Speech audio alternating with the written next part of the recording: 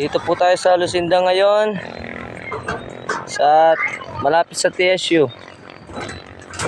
Ito, nagkakabit po kami ng railings para sa 40 panels.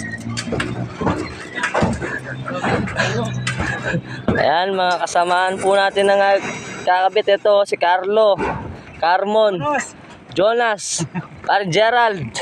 Ayan o, mga veterans installer ng mga solar tsaka aircon. Ayan o.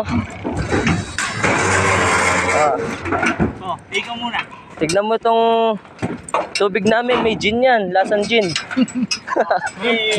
Oh, yan o. Par Gerald, malakas yan.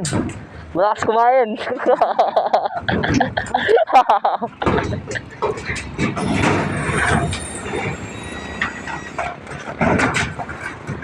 Kahit na yung view.